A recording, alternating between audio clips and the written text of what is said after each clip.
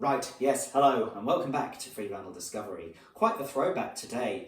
What you can see here is my collection of Genesis albums that I have had to pay for out of my own money. I really enjoy listening to Genesis back on their William Schmilliam's channel. You can find all of my opinions on all of the albums on the video that exists there. But today we've got one that's appeared in the pile. It's one that perhaps I wouldn't have chosen to be here, but I don't get a choice on this channel in listening to Abacab, their 1981 album. So far in the Phil Collins era of Genesis, we've had And Then There Were Free and Duke, two fantastic albums, and two albums that are represented here in the wrong order, as I am just noticing.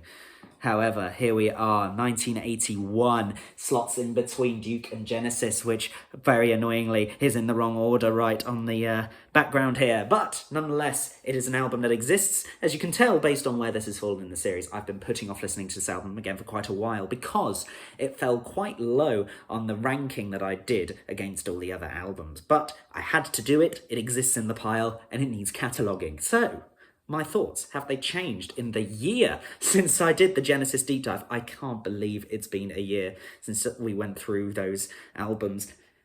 But my opinions, I don't think they've changed as much as they've become a bit more nuanced.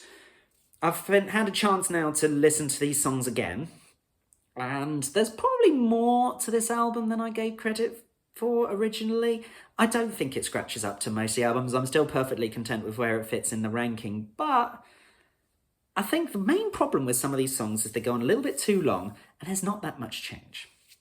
But here we are, this is the physical form. It actually comes across relatively well. There's a lot of marking though, I can see, and on the back there's some mystery stainage, as we have come to see in a couple of these episodes, but most of the time these are quite well kept albums, but this one not so much. Must have been exposed to the elements a little bit.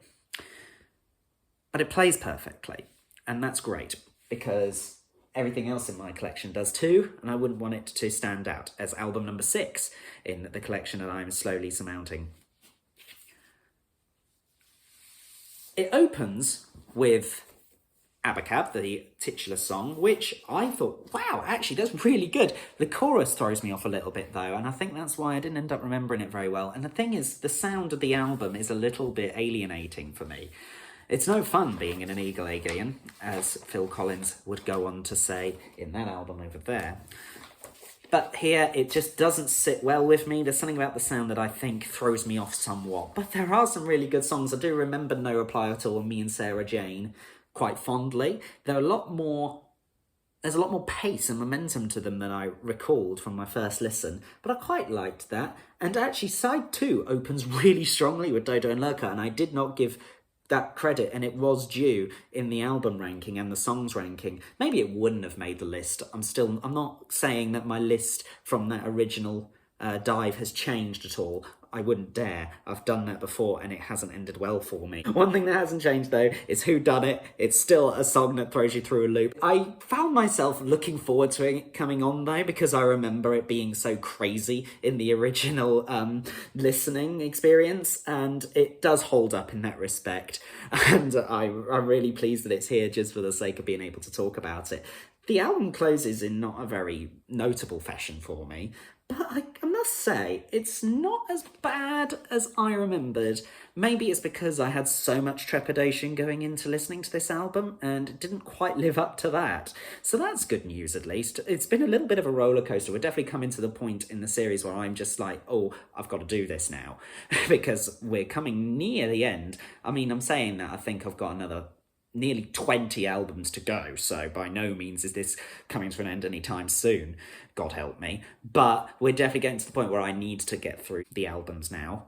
And this wasn't necessarily as bad as I thought it was going to be. This isn't a need to listen to album. This is something that actually I didn't mind having on, so that's definitely a positive. And I think perhaps my musical bias is becoming a little bit less heavy in my mind, and maybe I'm becoming a little bit more nuanced in my listening. Who's to say? I mean, I've gone through so many albums now. I don't know the wood from the trees anymore when it comes to my brain. Genesis, what do you think? Surely there'll be some comments down below here. I'm sorry that I got these in the wrong order. I'm not shooting this again. We're already on take 4 because I've really wanted to get this review right. But I'm going to end it with a little display here, and perhaps I'll leave it as the thumbnail. I probably won't. But there we go. At least now it is fixed. Thank you very much for watching. I hope I've lived up to some of your expectations. Hopefully I've improved upon the expectations that I lowered so heavily in the Genesis album ranking. And I will see you again next week.